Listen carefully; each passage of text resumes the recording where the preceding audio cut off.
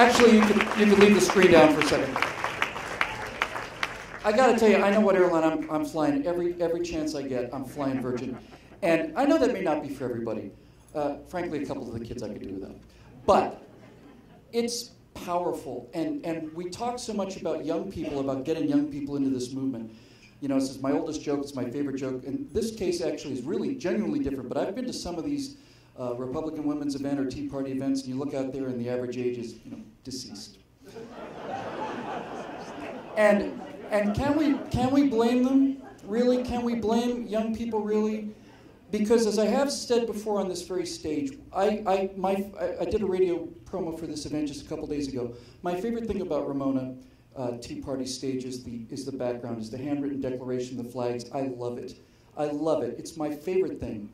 But when you're talking to young people who have explicitly been excluded from the history of the foundation of this country, intentionally excluded from it, and you show them a guy in a tri-corner hat and a wig. Actually, you can pull the screen up. I thought maybe I would do something different. It's okay. And you show them a flag with a snake on it, and all of the iconography that we use the Declaration of Independence and the quill pen and the parchment. If you're a young person and you don't know what these things mean, and they don't, then what you're basically saying to young people is, we really want you to get excited about this idea that's 250 years old. And they say, are you out of your mind? Are you nuts? What does that have to do with us? It's ancient history. And so it becomes for them almost silly when you start doing these things. So I'm really glad I had a chance to show you that. I've never had a chance to show that to an audience before, because I want to just use one small example of how we can use emotion and messaging to make all these ideas that are in fact 250 years old seem brand new. So let me tell you what I would do if I had a budget for this kind of thing. Quick drink of water here because it's thirsty work.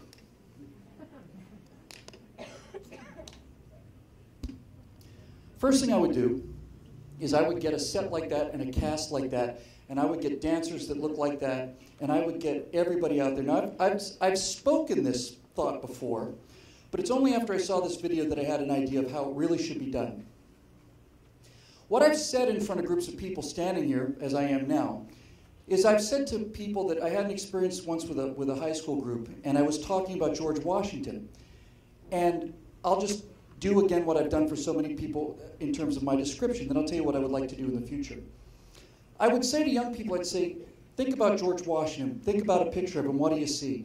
You see an old man with a powdered wig and a tri-corner hat, and he's wearing a waistcoat, and he's wearing leg stockings, and he's got a musket. And he looks like an old man. He looks like an old man from 250 years ago, and okay, because he is 250 years ago.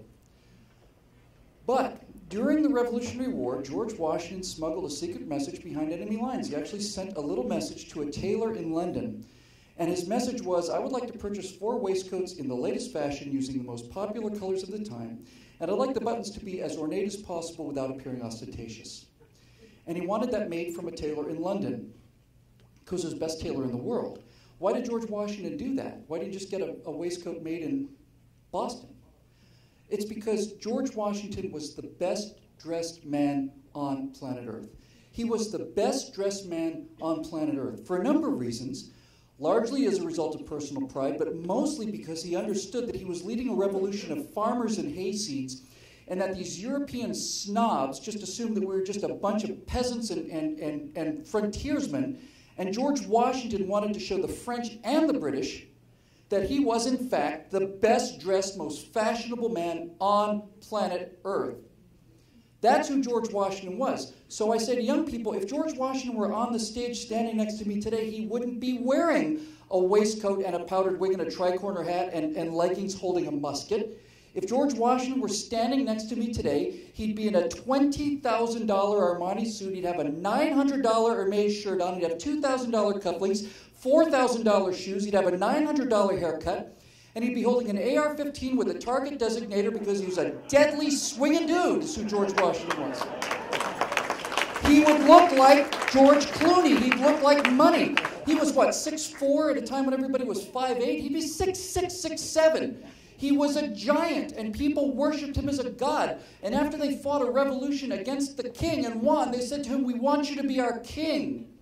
Because he was every celebrity rolled into one. And the reason we revere him is because he says, "I'm not going to be your king. I don't really want the job, but if no one else will do it, I'll do it." "Well, yes, sir, we'll call you Your Excellency." "You're not going to call me Your Excellency. We're a republic of equals. We are equals. I'm first among equals. You may call me Mr. President." And when he was done with his term, he went home. And they literally grabbed him around the knees and said, "Please, please, please don't go. We need you to come back and do a second term." And Washington reluctantly went back and did a second term. And that Washington 2-term limit lasted all the way up to FDR. Just out of respect for the man, out of the respect for his magnanimity, his ability to walk away from power, which is shared by Cincinnatus, and maybe that's it, right? So that's why we revere George Washington. But when you say that to young people, you got to put him in the present. All of these ideas have to be in the present. They have to be in the present and the future. They can't be in the past. They're not going to want to be part of something in the past. I don't want to be a part of something in the past. If I didn't think America's best days were in front of her, I'd be ammoed up in the hills with beans and rounds. But I do believe our best days are in the future. That's why I'm here. And so in order to reach young people and everybody else as well, you have to make an emotional connection. So if you look at the end of that video, at the end of that Virgin video, everybody's celebrating. Everybody's happy. They're waving the big orange Virgin American flag. Well, they could be wearing American flags and waving those. But what they're holding up as a prop is they're holding up the Virgin America safety card, right? That orange card that they're using as a prop is the safety card. And I would make that the Constitution, but I would not make it the Constitution. It's not up here now. I wouldn't make it the Constitution, we the people, and I wouldn't do it in quill.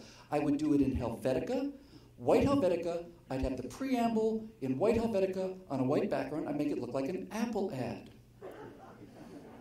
Because it's the words that matter. It's not the parchment that matters. It's not the quill that matters. It's not the flourish that matters. It's the words. It's the idea.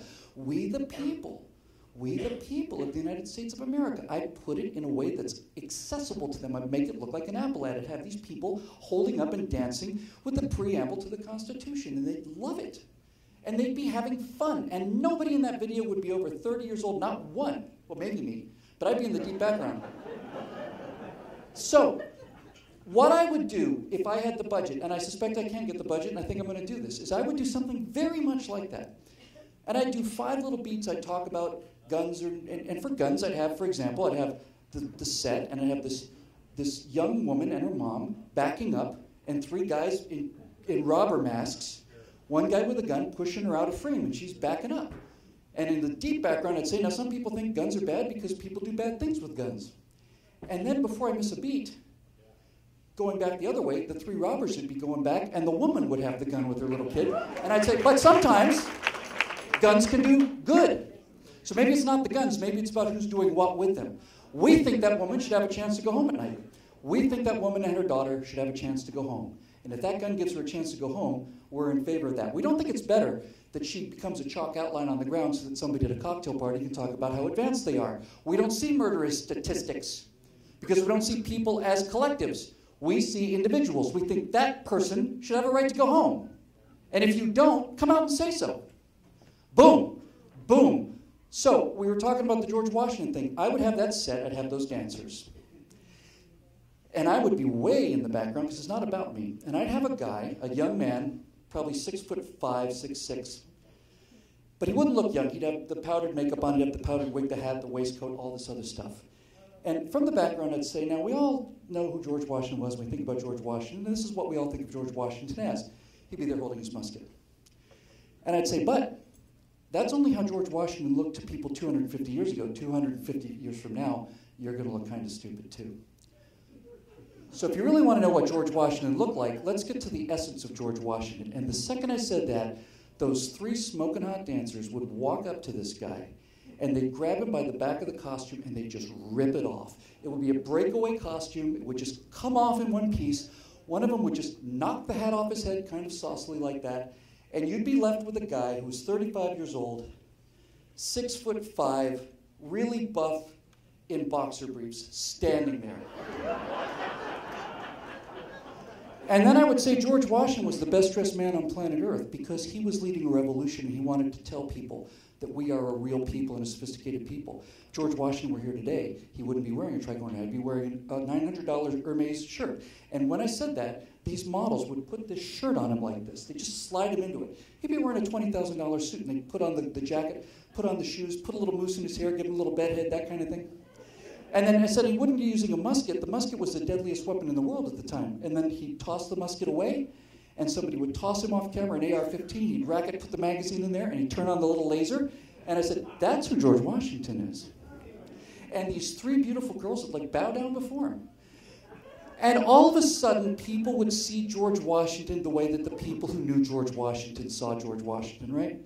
They didn't see an old man, and they didn't see a funny-dressed man. They saw the greatest celebrity in the history of the world. They saw a god, really, almost a living god on earth.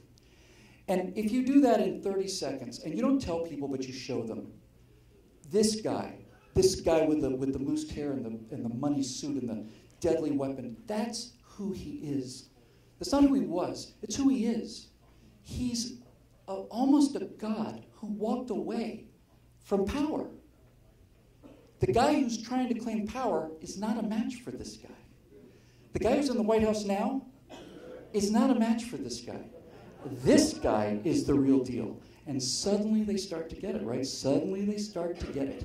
You can take all of these ideas and bring them forward into the present and into the future in a way that is accessible not just to young people, but to everybody by using the power of the emotion. And there's no reason why George Washington shouldn't be sexy, because he was. He was. In every respect. The feminists can say all they want to, and men can get weaker and stupider and be the buffoons in the TV ads, but the fact of the matter is, when you get down to brass tacks, that handsome, strong, confident man with a deadly weapon in his hand is what people want in a leader. It's what they want.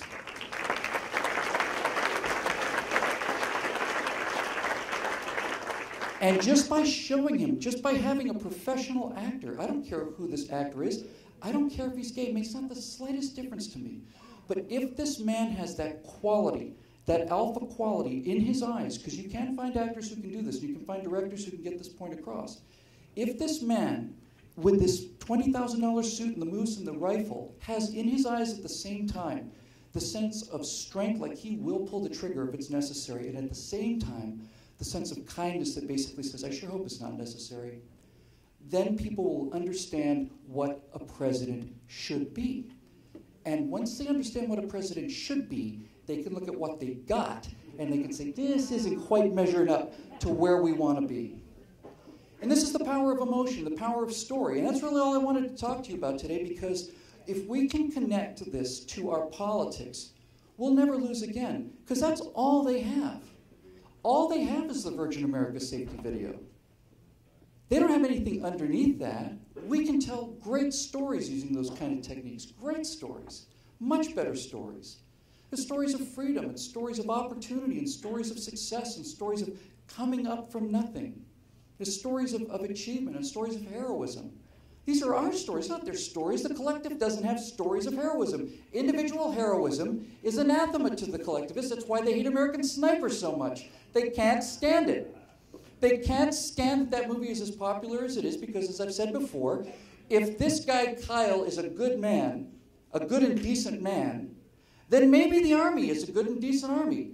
And if the army is a good, decent army, maybe the cause is a good, decent cause. If the cause is a good, decent cause, maybe it's a good and decent country. And if it's a good and decent country, the left is out of business. Right? They're out of business. So they hate it. They hate it. And they're trying to destroy it. And the more they try to destroy it, the more we go to see it. So that's the answer. The answer is to tell the stories. Now, I've been up here several times. I've been on many events several times. I've never done a commercial pitch ever, but I'm going to do one today as an experiment. What we're trying to do at BillWhittle.com is we're trying to form the means of doing... We're going to do a movie this year, a feature film, every year for 3 years. We're not going to use membership money to do the feature film, but we are going to use it to do the pre-production and the posters and the artwork. Later this year, with whatever money I've got, and I don't think getting the money is going to be much of a problem for me at this point, we're going to go shoot a movie called Big Bat Problems. And it's not a political movie, and it's not about the life of Ronald Reagan, and it's not about winning elections through getting out the vote. It is a science fiction horror comedy about two brothers who have their own AR-15s who join a convoy of lunatics to track down and kill these aliens that have invaded the Earth by turning us into them. There's no politics in it, except for the fact that they're two brothers with their own weapons who get in a car with other free citizens using their own money and their own technology to kill these invaders while the government tries to stop them. That's very political. But there's no politics in it. You'll never hear any word Republican, Democrat, none of that. No, no, no, no, no. It's just going to be an action-adventure movie with scary monsters. It's a great date film. It is a great date. It's a great date film. And there's a beautiful girl, and there's a beautiful woman, and she's tough, and then there's another girl that gets rescued, and these two guys are awesome guys, and they're all American kids, and they're getting mocked for their beliefs, but they don't care because they're out there trying to save humanity. It's a low-budget film, but it can be done for nothing. And I'm not trying to raise the money for doing that, but I do have a membership-based website called BillWhittle.com, and after the show's over, if you'd like to become a member, we can get you a Virtual President DVD, and I'll sign it on the spot, and your mug and your T-shirt, your mug and your bumper sticker will show up, and if you can help us out, we'd love to have the help, but you don't have to. We have some members-only content that's just for members, but virtually everything I do is free, and I'm going to keep it that way because the message is more important than this. But this is what we need to do, because very few people understand how to do this. I understand how to do it because, speaking of horror movies and monsters, I'm one of them. I mean, I was never a leftist. I was in show business. I was surrounded by actors in the theater department, and I passionately believed in things I knew nothing about. Nothing. I voted for Walter Mondale, first vote I ever cast, and I did it because he said he was going to raise taxes. So, if it turns out that a guy like me, all he needs is 5 minutes of, this is not a good idea. Really? No. Okay, what is a good idea? That's 90% of the country, you know. And the way that they reached these people was through movies. They did it through movies. They did it through the mythology, through television and movies. And so we don't want to have to, we don't have to produce an army of the same size as the Progressive Army. Hollywood is so left-wing, it's unbelievable. We don't have to produce 50 movies a year. We have to produce 1 or 2. American Sniper has changed the people of America's perception about the Army, about Afghanistan, about Iraq. It has changed their minds. One movie did that. One. My friend Tammy Bruce, who came from a much further place than I did, she was a radical feminist lesbian, chairman of the National Organization of Now. She is, or one of the local branches, I guess. She is a rock-ribbed conservative because she started thinking and she started to hear a different opinion. And what Tammy Bruce said to me was, Bill, the reason these people have to control all of it is because you cannot put darkness into a room. You can only keep out the light. Once somebody puts a tiny little tear in those blackout curtains, the room lights up. I went on to elaborate by saying you could go to the center of the Superdome and put a candle, a birthday candle, on the 50-yard line, and it will light the entire Superdome. Not very brightly, but it'll do it. You cannot project darkness. Darkness doesn't have any power. Darkness is just the absence of light. The power of American Sniper is it's a little light in the darkness, and people go, oh. If we're a good country, what do we need hope and change for? If we're fundamentally good people, why would you hope to change that? Why? Why would you want to fundamentally change a good place? They're only in business because they make the case that we're evil. American Sniper doesn't explain why we're not. I've spent my entire career explaining why we're not. American Sniper shows why we're not. They show it. You see Bradley Cooper, you look at his expression, you go, that's a good man. He's making tough decisions in a good way. He's part of a good country. It's part of a good cause. Adios. Collectivists, goodbye. That's the power. So if you'd like to sign up for membership, we'll give you a DVD right now. If you don't, that's okay too. But this is where we're going. This is where I'm going this year. I'm getting into entertainment and show business because that is the message that people don't hear. And reach people that have never heard this message before. And you don't have to do 50 of them or 100 of them. You just have to do 1 or 2. And that's the same as the boy at the end of the parade saying, the man's naked. The emperor doesn't have any clothes. He's naked. Look at him. He's not wearing anything. It's all social proof. It's all everybody wanting to agree with what everybody else says. Oh, Obama's a great guy. Socialism's wonderful. Yeah, until you call him out on it, then it's not anymore. So that's pretty much it. But all of you out there who are talking, we heard it earlier, I heard from the back about running for office, just tell your story and make it count, you know. Talk about your grandkids, and if you get a little teary, that's good. It's not bad. Tell people how you feel. If you're running for office and you're a conservative, tell them the reason I'm running for office is because when I see a parade and veterans walk by, I start to cry. And I think that's important. I think it's important that we cry when we see veterans walk by. And the guy I'm running against doesn't. He doesn't. He wants power and money. I just want a place for the veterans to come home to. Who do you think people are going to vote for if you give them that message? Of course they're going to vote for us. Of course they are. These are better ideas. They're more human ideas. They're more perfect ideas. They're more emotional ideas. So we got to learn how to not see the wires, right? That's not the same as believing people are really running up the walls, but they don't put on the show for you to look at how they made the effect. They put on the show so that you could have a moment of thinking, holy cow, a guy's moonwalking up a wall. That's not a bad thing. It's a good thing. And we walk away from it at our peril. And we're not going to let that happen. I'm not going to let it happen. And when people start to see the power of emotion, as in American Sniper and as with this Virgin video, then conservatism can not only be true, it can not only be interesting, it can not only be funny, it can also be cool, and it can be sexy. And cool and sexy is all they've got. All we need is just a little sprinkling of cool and sexy, and it's game over forever. So that's where we need to go. That's where I want to go. I know it's where you want to go. So thanks so much for coming out, and I'd love to do questions for as long as you guys want to stay here.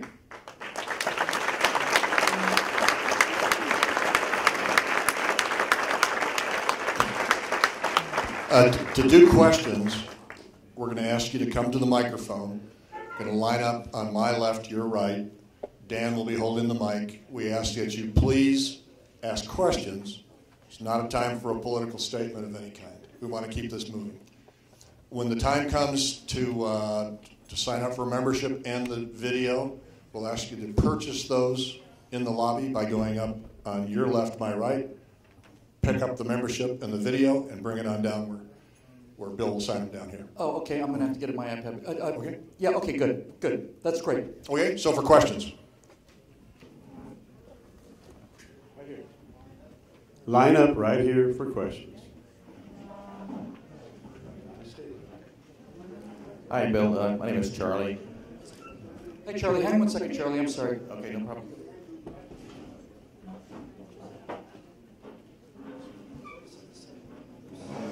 I'm sorry, Charlie. Please excuse me. I just thought we were doing this slightly differently. He needs that, and he needs...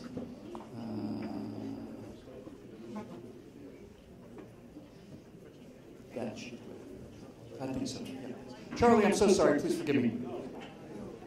What can I do for you? Yes, hi, Bill.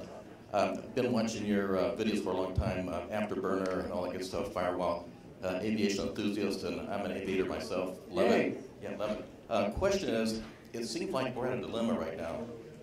We have not only corporations, but big PACs, big money, billionaires. They bought into raiding our treasury from big government. Not only the left, but also the right now. What do we do about it? I think the thing that we do when we're trying to make a case, like a very arcane case about people raiding the treasury and things like California, we heard earlier us talking about a mileage tax. I actually have to tell you, when I first heard it, I just started chuckling because I drive a Camaro. I get 17 miles to the gallon. And I don't drive generally very far. The idea that the guy in the Prius next to me is going to be paying more tax than I am just makes me really happy. But basically, what you're basically saying there is, those of you who bought into this idea of gas mileage, and saving the environment and all that other stuff, that's fine. And people who have highly efficient cars to save money, that's more than fine. That makes perfect sense to me. It's easy to mock the Prius, but a lot of people in LA drive the Prius to show everybody how much better they are. The fact that they are going to get hit with a tax that's greater than the tax I drive in my Camaro, those people, that makes me amused. The reason I bring that up is to say that when you hear this, what you're basically saying is, you can say to the American people, at least to the Californians, you can say, so let's just review. You have made sacrifices and bought a car that may be more expensive in order to get good gas mileage to, number one, help save the environment, and number two, to help save you money.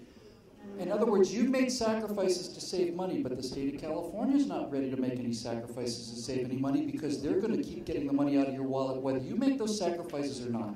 And if you bought an expensive car that gets great gas mileage and you thought you'd be saving money by doing that, wrong. If California means California gets less money, then they're going to come and take it from you some other way.